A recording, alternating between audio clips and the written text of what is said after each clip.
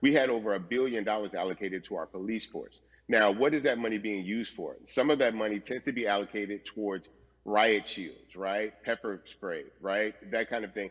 That's only used against the people that fund this budget, right? So why would the people want to supply the police with the means to oppress them? If the police are concerned about the situations in certain communities with a higher crime rate, well, higher crime rates tend to happen in communities where there's not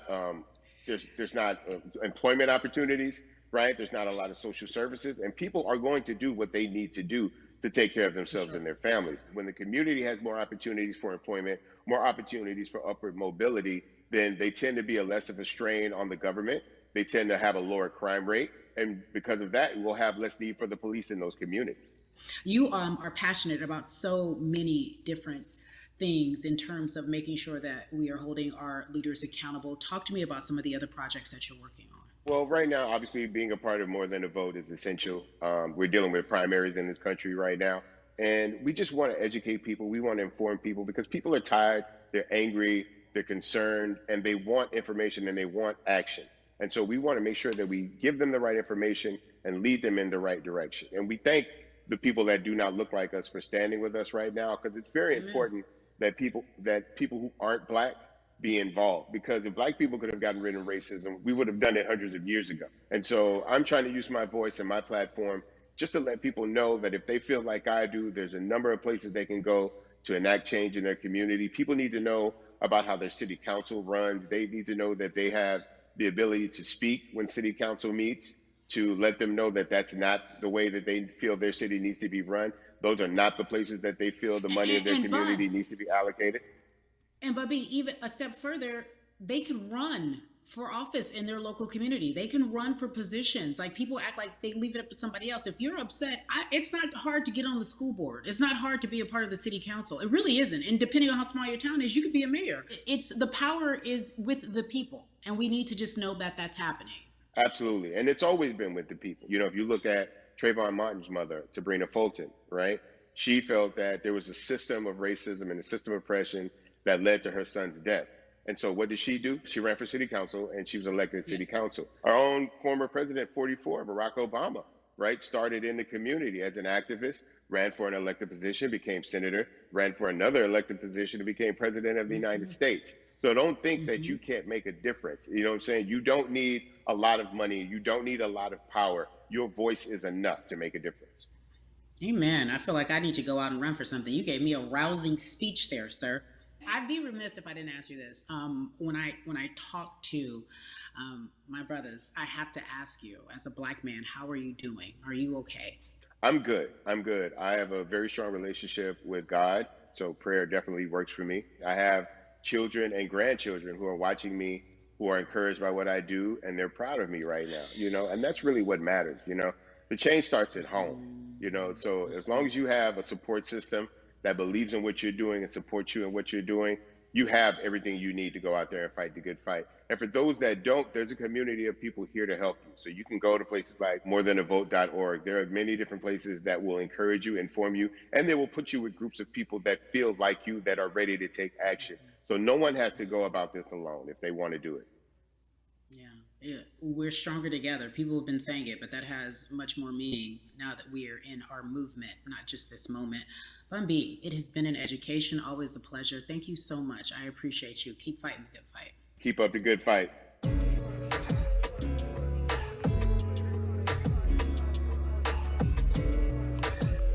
Yeah, la la. So our next guest, I have to admit, I'm a fan, but there are so many different people that we could talk to, and I thought it was so imperative that we speak with her. You know her as Molly on the huge, successful show Insecure, HBO's Insecure. She also has a comedy special highlighting her Nigerian roots, and she's an amazing podcaster. Let's welcome in Yvonne Orji, everyone. You have such a beautiful way of making things funny, giving us our medicine with some candy, right? The humor and Yeah. the healing. You bring all of that to your space. And right now, as you look across this country and how everyone is so broken and so upset, if it's not social injustice, it's the pandemic, it's depression, it's unemployment, the list goes on and on. How are you doing, quite frankly?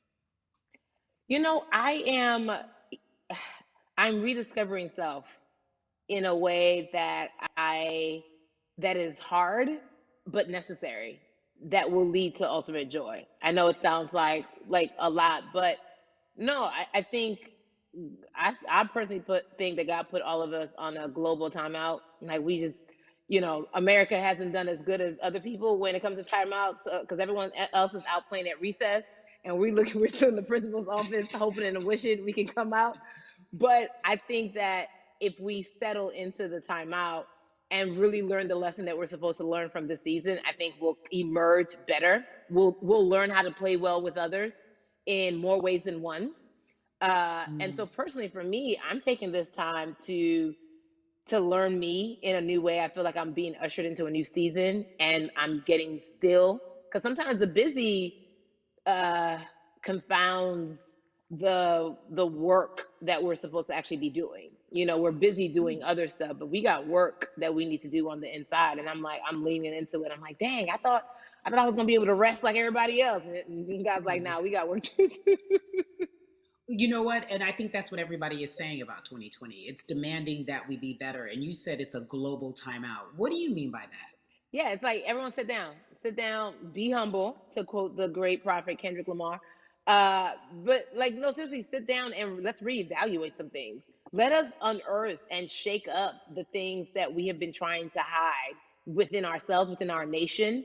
I think America is going through an unraveling right now, a much needed, a much necessary one. And I think all eyes on us, right? There is no, oh, I was on the subway for an hour, so I didn't miss that thing that happened. No, everybody was home. Everybody, was watching when George Floyd died, and everybody, no one could hide it. Everyone was watching when Amy Cooper called the cops. Like, this is a time where it's like, oh, we can't pretend it away. We can't excuse it away. No, no, no, no, no. It's a global timeout. Sit down, watch, and let's learn. And globally, it's like, hey, we were going business as usual, but it ain't usual no more. Like that's old. Anytime change occurs, it's very uncomfortable. And so right now we're sitting with we're getting we're getting comfortable with the uncomfortable. The minorities, we've been comfortable with being uncomfortable, because that to me explains just the existence for whatever we want to do, how we break into our careers, how we live our lives, how we find ourselves one of the few or one of the first. And that's a lonely road. When you look at, and when you talk about this global timeout, everybody had to pay attention to Amy Cooper, everyone had to pay attention to George Floyd. How is that helping us as a people, as a country, during our global timeout? I think, well, one, we're not minorities, Carrie. You already know it. It's like these labels that they put on us. It's Yeah. like the same way of saying like black on black violence. Also, there's no white on white violence. It's branding, Yeah, right? great. It's all Yeah, branding. you're right.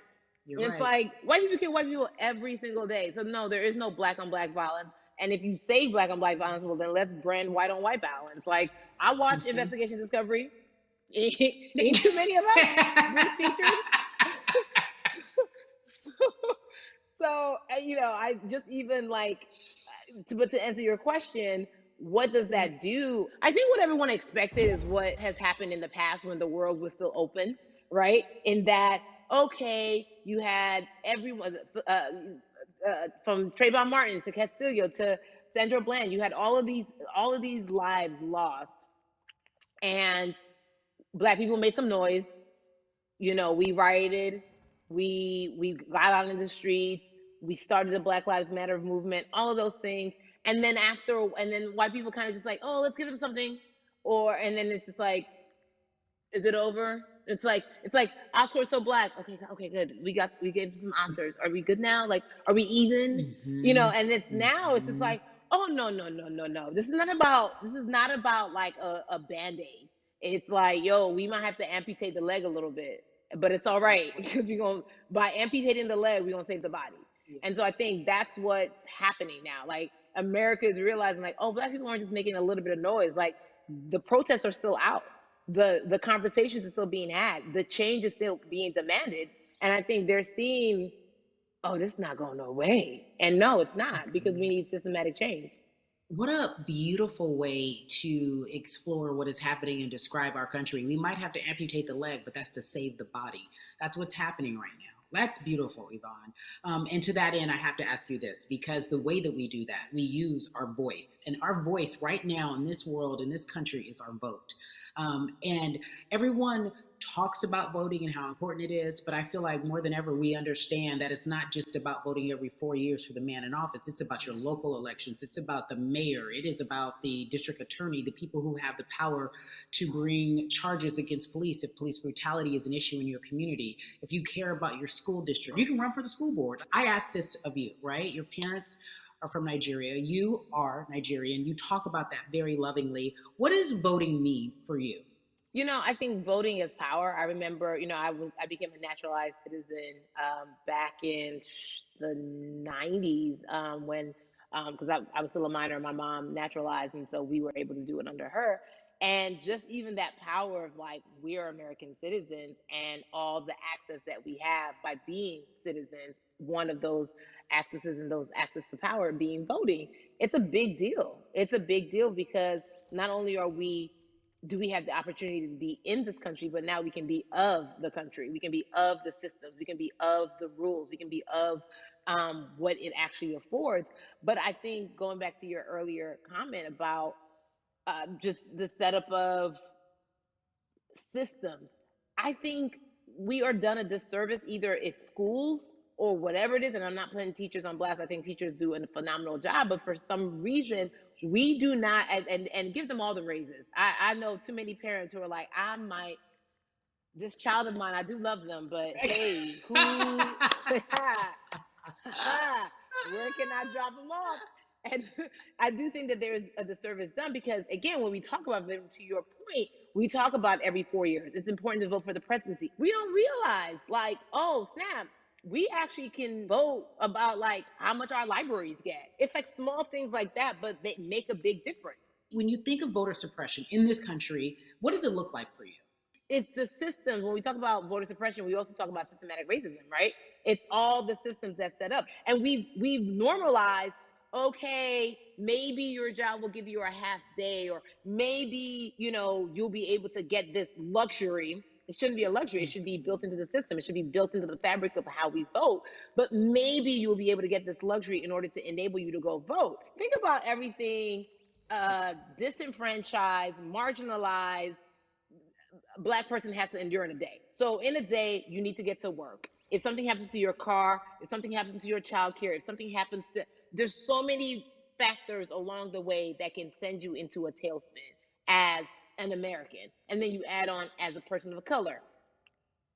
If you're just trying to get to vote and you already have to go through all of these hurdles and hoops in your everyday life, imagine the one day when your voice really is supposed to matter the most in this country. But then you also see all the times that you try to have your voice matter, and then it's been shut down, repressed, told it doesn't matter. And then you're kind of like, what's the point? How do we keep hope though? If I'm watching this right now, how do we as a people stay hopeful? How do we believe in the promise that these quote unquote forefathers have given us? Because have you met Black people? By default, like hope is infused in our DNA. Like, you know what I'm saying? Like, like if we haven't been broken now through, be it through You're right. slavery, through Give capitalism, it to me. through Give it to me. colonization, through Yeah, segregation, you're right. through, I mean, listen, the history of Black people in this country is, at one point we were 3/5 the people. Mm-hmm. That's it. At one, That was a written law. And look at us now. We are whole. We are Black girl magic. We are Black boy joy. We are, what I'm saying? What I think about in terms of giving us hope, right? We're making a lot of people nervous right now, Carrie. We're making a lot of people nervous right now because they're like, dang, we put all these obstacles in their way, and these jokers are resilient. But that should give us hope. That should give us hope that, like, we can't stop, won't stop. I mean, I went to the school of Diddy, you know what I'm saying? Hashtag, Harlem shaking it right now. Can't stop, won't stop.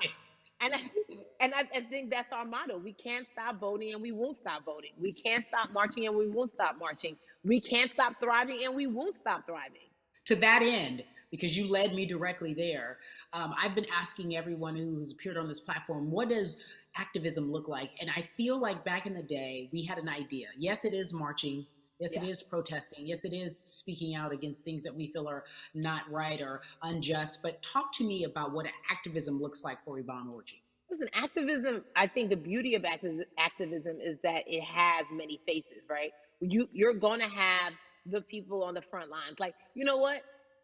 Martin Luther King marched, but there were a lot of women who were in the homes like, hey, BT Dubs, when they come back, this is how we support all the people who are marching on the front lines. And we're going to be here doing what we know to do best here. And you know what? Somebody needs to bail them out of jail so now we need to be in the community, getting money or whatever it is. So it's like everybody has a position to play. And so play your position like a shortstop, bruh. So whoever you are and whatever you do, play your position. So activism could look like, you know what? I'm not the one that's built to be on the front line, but you know what? My pockets go deep, so I'm gonna support the people on the front line. I'm a comedian. Black joy is a form of activism. There's always a call for entertainers or celebrities that have the platform to do something. Why aren't you speaking out? I'm not a believer in thinking that it's mandatory. Like you said, everyone can be an activist and be activated in different ways. But talk to me about the connection. Talk to me about the marginalization in your world and how you feel like it even inspires you to say more and use your platform to do more. Beneath the surface of what we do, like Niecy Nash says, it's the who, right? The who is the person who's going to be like, hey, let me call this out. Either blind racism in terms of overt racism, in terms of ways that we can be better, in terms of ways that we can actually be more uplifting to the community that you may not even realize that you're serving. Before I let you go, talk to me about the urgency, in your opinion, for people to vote, our people to get out and vote this coming election. Yeah, I mean, guys, guys, if you think you're tired now, I'm telling you right now, we cannot take this sitting down. We can't take this jokingly. I understand that it may be hard to figure out who to vote for, but at the end of the day, we got to vote for our families. We got to vote for our legacies. We got to vote for continued progress. We have to vote for upward mobility. We have to vote for equality in a way that is long lasting. And if we succeeded before, we can do it again. You talk about the whole, this is the time. This is not the time to give up. This is not the time to pretend a way that we haven't made progress. We have. There's still much more to be done. And you know what? We might have to get to a point where we pass the baton to our children and our children's children, but we still have work to do now for that generation. Yvonne Orji, you are everything. You are Molly, but you are not Molly. But I love you so much as Molly on HBO's Insecure. You are an amazing podcaster, Jesus and Joloff. Shout out to Lovey. And then we also have movies. Like you, The World, you're a model, a cover model. Also, wait, don't let me forget your hugely successful stand-up comedy special on HBO. Girl, you doing it all. And I am so grateful. You're truly the dream, not just the American dream. You're the black girl, brown girl, do it all dream, the immigrant dream, everything. You're a beautiful, beautiful soul. I really, really mean that from the bottom of my heart. Yvonne Orji, ladies and gentlemen, nothing but the best and excellence personified. Thank you so much, my friend. I love you so much, mama. Mwah.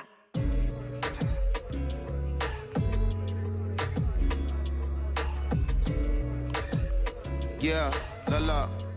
So Atlanta has been one of the hotbeds in terms of political unrest and social injustice. We've seen so much happen in that city, and we've also seen so much come from that city, including one of our very own founding fathers of the civil rights movement, and that's Martin Luther King Jr. But right now, we want to welcome in someone who has used his platform to talk about voting, to talk about racial injustice, and how he's trying to help. Atlanta's very own Russ joins us now on We the People. Russ, I'm not going to fan out and tell you what some of my favorite songs were that I listened to repeat on yours. We're going to get to the topic at hand. So Amazing. We got to talk about, recently you did an interview where you shared your outlook on culture and music. And you also were very candid about the fact that you have a privilege and that it's necessary for you to give back. Tell everybody about what that means. It's very obvious I'm white and I'm in Black culture and I'm benefiting financially off of it. So I feel like if you're a white person financially benefiting off of Black culture, you have to put finances back into Black culture. It's just that simple. The screenshots with your feelings, it just comes off like fake empathy because it comes off very dismissive and very oh, that sucks for y'all. But anyway, back to what I was doing. Have you felt that way always, or is it now because of the time of where we are in this country? I've always had the feeling. I think now it's just obviously elevated. It's a new level, and there's new, it's to the point now where you can't. First of all, you can't not say anything. Second of all, though, I just think saying something isn't enough anymore. I think if you have the ability to put money back into a culture that you're financially benefiting from, you have the ability to, you should. It's interesting that you talk about it in that way because some people do believe that silence is the best way to go because it's hard to talk race, especially if you're white and you're in the Black culture. People just feel as if they can't talk about it. They feel awkward. They feel as if they don't have the privilege or the voice or the words. How do you find yourself right now in terms of interacting with people when they want to talk to you about social injustice, police brutality, what's going on in this country right now? Well, first of all, picking and choosing whether you want to be silent or not about race, that's a privilege in and of itself. But no, I mean, I try to just do my best to listen to the Black people around me and the educated Black people I have in my life. So I do my best to not act like I have all the answers for everything, especially in a culture that I'm not from. But that's why when we decided to raise the money for Black Lives Matter organizations, we when we raised 500,000, we got on the phone with some of the women who started Black Lives Matter. I got on the phone with Tamika Mallory. I was on the phone with Karen Civil and talking with my friends to make sure the money went to like the correct places, and people who really need it. It's just about listening. That's all. It's about listening. Let's talk about that for a moment because the way I think of activism, for me, it looks very differently. It's not necessarily just protesting on the front lines. I think that's great. But what about being an activist in the way in which you have decided to be one? What inspired you? What did it look like? You said you raised money for Black Lives Matter. What did you do? Mm-hmm. Walk us through everything that you did and how you find yourself in this moment right now. So for me, it was 3 years ago, I had like a string of festivals and I decided that I was going to wear t-shirts with a message on them because I figured what better time to use a platform than in front of, a bunch of people. So one of the t-shirts I wore was, if you want to change the system, speak up, white silence is pro-racism, the whole thing. And it didn't really it kind of got swept under the rug back then. But when all this stuff started happening again, and it's been happening, the police brutality against innocent Black people, I was like, man, I'm not the biggest artist in the world, and I certainly don't have the most white fans in the world, but I got a good amount of people that I can definitely mobilize and turn into some money, and I know they're down for the cause because it's merch, it's a good thing, and I've always been outspoken anyway, and so how am I going to be in Black culture and not be outspoken about racism? And then I got to ask you this because you grew up in Atlanta, so that gives you a heads up, depending for so many people, because you're in the crux of that beautiful Black city where there are so many wonderful Black leaders, home of so much great music and things that speak to our culture right now. And we are really, really getting our word out, especially with this platform today, and saying that we must use our voice to vote. Talk to me about what the importance of voting for you in this upcoming election. Yeah, so I, full transparency, I had never voted before, ever. And because, I was one of those people who was like, my vote doesn't matter. And, and I don't know, maybe it's because I was younger, maybe it's because I really thought that, or I don't know, but I just think that it's got to, now this is a bit of a privilege to say it's got to a breaking point for me, because obviously it's been past the breaking point for Black people. But I think that as a whole, the young people need to get out and vote, because we're the ones that never show up. You know what I mean? We never show up to vote, but we're the future. So it's like, look, we got to go out there and vote, and then whatever happens, but at least we did our part. You got to do your part. You're very candid in saying that you just decided to vote. And I think there's a beautiful irony in the fact that you have your fans saying, because of you, I'm voting. Right. And there's something beautiful about that. But I want to know why now for you. Why in this moment is it important for you to vote? And what hit your spirit to say, yes, this is the time to do it? Honestly, because I think that George Floyd really uh, woke up a lot of people who, including myself, who I was vocal and outspoken about racism. I put it in my lyrics. I put it on T-shirts. I would talk about it in interviews. Like, I was vocal about it. But that video in that moment, I think me along with a lot of other people just kind of was like, all right, like words are simply not enough anymore. We gotta do something, whether it's raising money, whether it's voting or all the above. Like we gotta do something, and I'm ashamed that it took that for me to be like, I need to raise money and I need to vote. It's a shame. And I don't know, I guess it snapped a bunch of people out of it. And even if you were vocal and whatnot, it's time to actually put your money where your mouth is. It's time to go vote. It's time to just stop talking about it and be about it. And it's been time for that, but like I said, I'm ashamed that it took me this long to actually really, really be about it.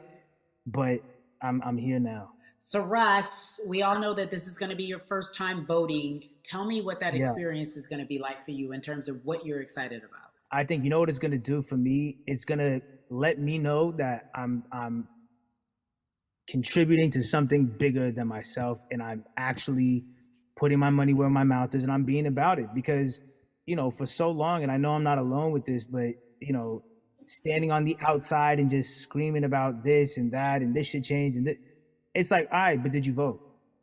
you know and so I know it's going to feel good to know that I played a small role. And that's the problem. I think the mentality of like my vote doesn't matter needs to be changed to my vote, albeit small, does matter. It's a role I'm playing, and if I play my part and you play your part and he and she plays their part, then we make a difference. But it'll feel. I have a feeling it's gonna it's gonna feel very, very bigger than me. I think when you realize that giving actually feels better than receiving, that's when you start wanting to do your part and contribute. So, voting is an easy way to give. You know. Yeah. To whom much is given, much is required, and you have been given a huge platform, and we are so grateful for you, Russ.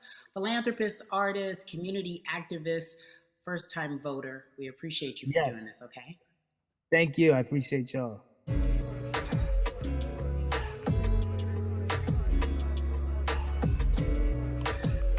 Yeah, la la. So, cities like Atlanta and Chicago have been at the forefront of the discussions, especially now in this country when we're talking about COVID-19 and systemic racism, as well as police brutality and what we can do in this country.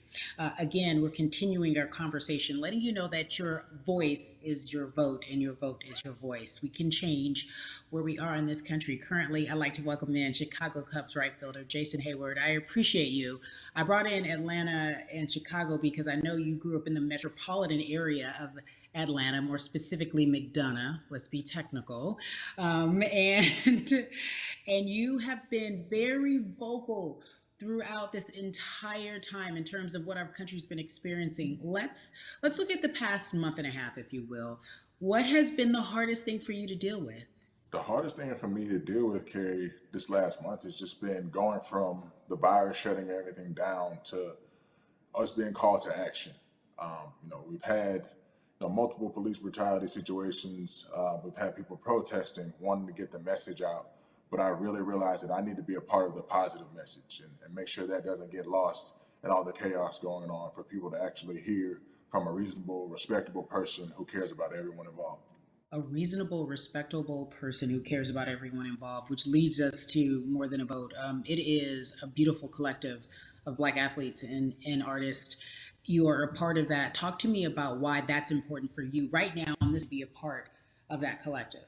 To me personally, it's important to be a part of that because I've somewhat used baseball and my craft as an excuse to not get more involved in voting. but I can't any longer use baseball and work as an excuse not to get educated and not also to show people like at any moment in time, any walk of life, we can make a difference. So tell me in your words, what does activism look like for you?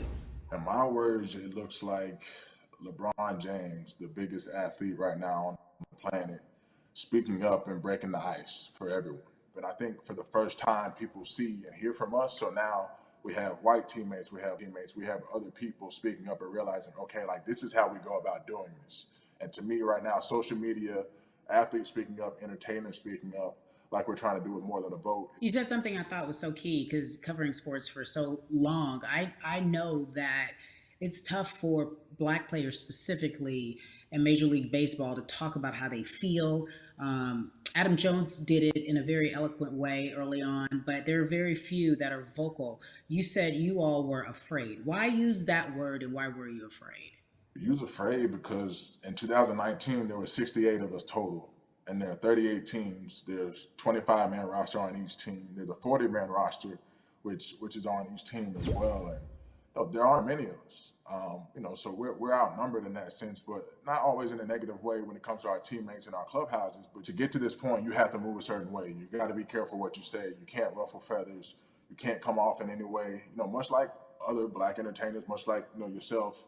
Probably having to live through life every day. But to get to the highest level, you got to button up. You got to be seen and not heard. So baseball is, like I said, it was time for us to try and speak up and make a difference and show it's okay to do so because we can't be quiet any longer.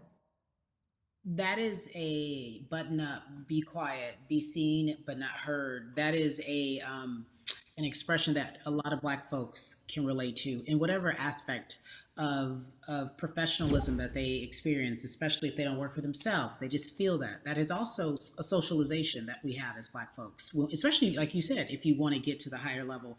And for so long, I felt it bubbling right underneath the surface that so many of us who were in whatever positions we were, who had platforms, were tired of pretending and looking the other way and spending so much time making others comfortable while we were uncomfortable.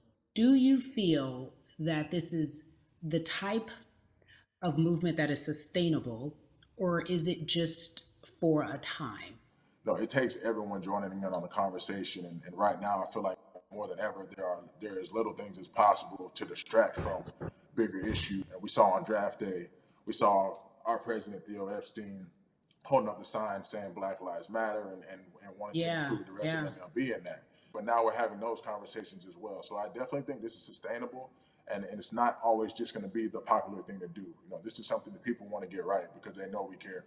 Jason, you said you think it's sustainable, that what you're seeing, especially with your colleagues in baseball, that this can be something where you're feeling more comfortable, feeling more safe to share how you feel about social injustice and police brutality. What are you doing right now in this moment with your platform to help change how we look at voting and how to educate the culture and the community about voting? Well, first, what I'm doing, Carrie, is joining up with More Than a Vote and joining up with other athletes and entertainers to get that message out and use our platform in that sense as a group. And try to create a brand with this to make it something that's not just about the election coming, make sure that it's about people getting educated for years to come and figure out where to vote and how to vote. We've got people in different areas that cover different demographics and influence different areas of people. And as a baseball player, as a black baseball player, I feel like now, like we talked about, is finding the time to show people that you can use your voice in this profession. You don't have to be afraid. And to me, that can help a kid growing up. He can see me, he can see other guys that were in the video we posted saying, hey, this is what they're standing for. They're speaking up for these things, and it's okay to want to play baseball. It's not lame. It's not something I have to be as afraid of as I was before. So I feel like that's my role in this. I have a younger brother as well. He's 24. He also plays baseball. So I've got to lead by example. I can't just always, come up with a good answer that sounds good on TV. When I get asked a question on, what do we need to do to make changes? I'm joining up here to make sure that I take action and get educated myself. For one, so many people, I feel like in Atlanta, they're on the move. Or when you want to try to make a vote and try and cast your vote, you have to do it by mail. You have to sign up for the absentee ballot. Then you have to get another ballot in return. They have to send it back to you. Well, for me personally, they didn't send that back until it was too late. right? We didn't get it in the mail to the address that's an Atlanta address at my parents' house. We didn't get that in the mail until it was too late. And then from other friends and family that are still in Georgia right now, I just hear about them being held in lines too long and trying to get off work. And we know how it is for any family, but let alone a black family in the city or in the suburbs trying to take care of their family and trying to provide for them. You try to get off work, and then you're like, wait a minute. You start looking at the clock. It's like, oh, this is not going to happen today, right? And so I saw, Mayor Keisha Bottoms, reach out via social media to people and say, hey, I'm going to address these issues right now. I need y'all to stay in line to cast your votes. Keep hanging in there. So to me in Georgia, that's what that looks like. Well, it's interesting that you even bring that up because there have been all these images specifically from Georgia, because that's such a battleground, where you see people, especially when it came to the primaries, doing whatever it takes. And this is real life voter suppression that you're talking about. It's been happening for decades. It's not fake. What you're saying, these examples of sending you your ballot too late after the fact or shutting down the polls at 6 o'clock while people still are in line, that's a real life issue. There needs to be some type of change. And I think that what we're doing right now is fair. But the idea of voter suppression, do you think that that is well known, especially with folks, within the generation, your generation? I think it's known in our communities, right? I don't think it's spoke on enough. I don't think there's been enough light drawn to it. Bring it to light. Let people hear about it. Let people learn about what that looks like.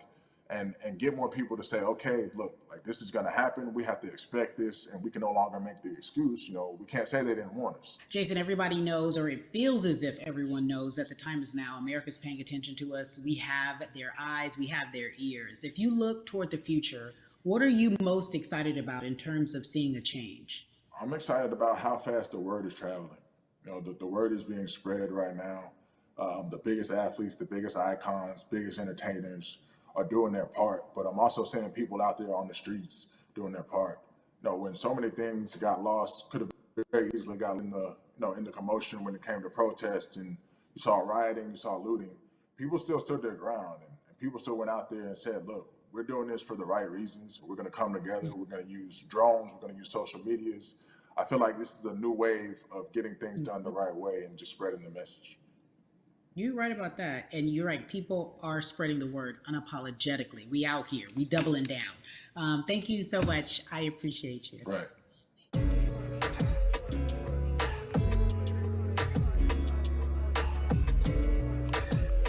Yeah, la la. Hey, everybody. I am so excited to welcome a friend, a brother, family member, if you will, former colleague, NBA great, sports analyst, philanthropist. He does it all, and he's here to give us his time and his platform to talk about something that is so important, that is voting. Everybody, welcome Jalen Rose to We the People. Talk to me about how important it is for the people who know you and love you and look up to you. Why is it so important that you use your platform to talk about voting? Initially, we have to get past the stigma of the mental systemic racism that comes with the presidential race, governors, mayors, senators, judges. We've been conditioned to believe that our vote does not matter. So usually when we looked up at all of those races and people that were running, not only did they not look like us, we didn't believe they were there to represent our best interest. So therefore, as a collective, we didn't mobilize until Barack Obama, and we felt a sense of hope that finally our country is going to do something that we felt would never happen in our lifetime. And I remember being at the inauguration in 2008. I made sure I was there.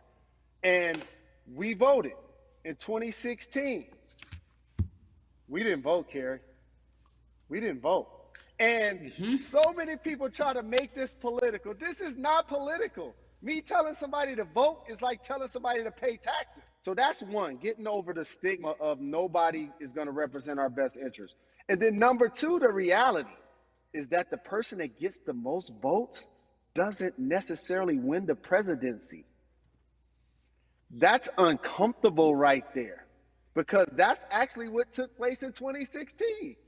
The Electoral College chose the president.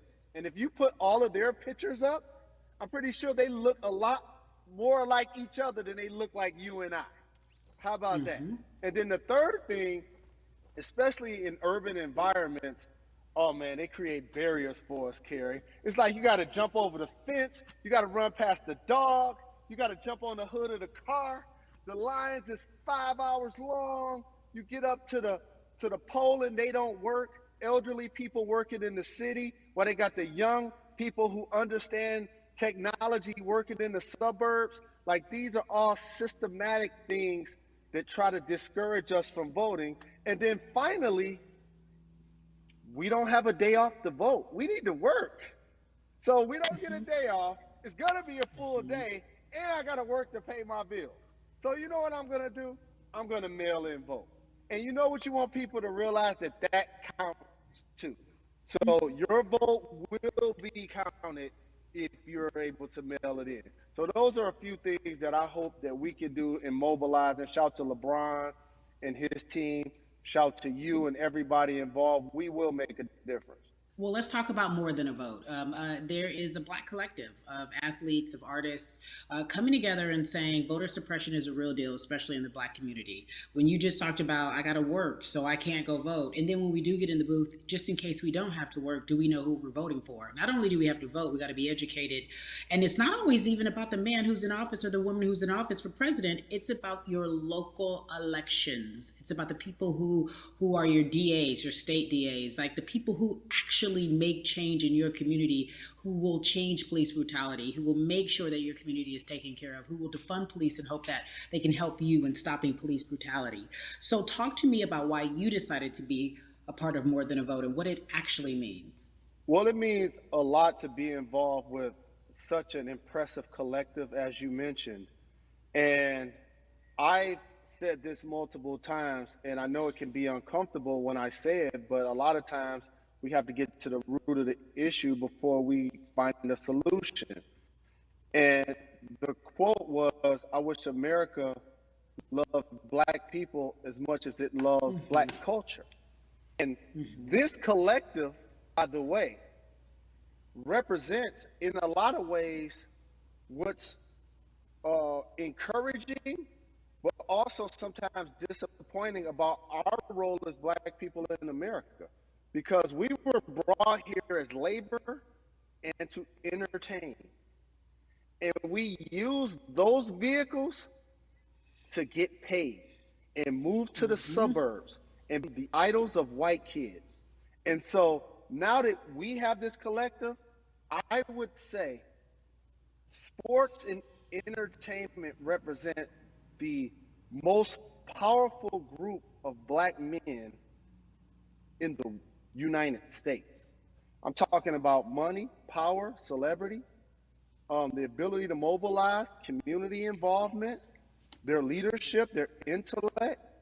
And so to have all of us pull it in the same direction at the same time for anything that we're passionate about is going to be a difference maker, but it's definitely going to be a difference maker in the 2020 vote, because we're going to make sure we inform everybody that they can let their voice be heard, and failure is not an option.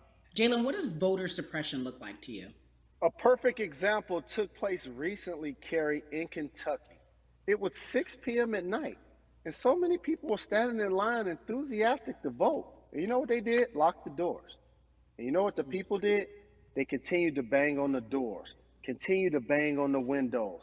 They continued to let it be known they were not going to leave the premises until they got a chance to vote.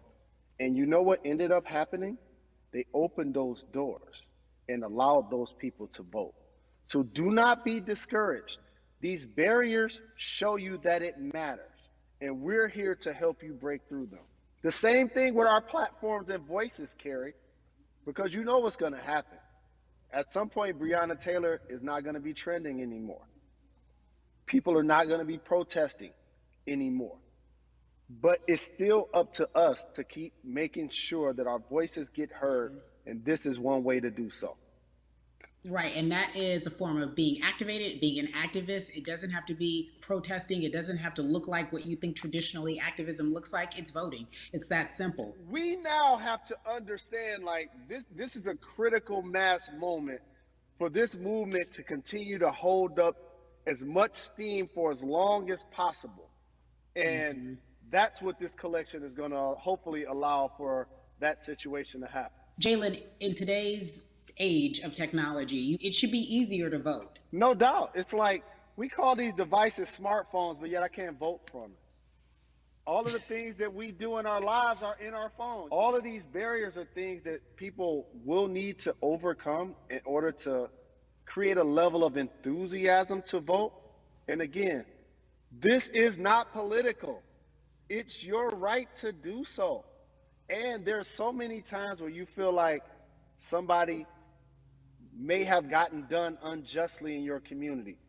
Pay attention to who the judges are, who's running for Senate, mayor, governor. Pay attention who's running for president. And let's make sure in 2020 we make a difference. Why is more than a vote so important and invaluable in our community right now?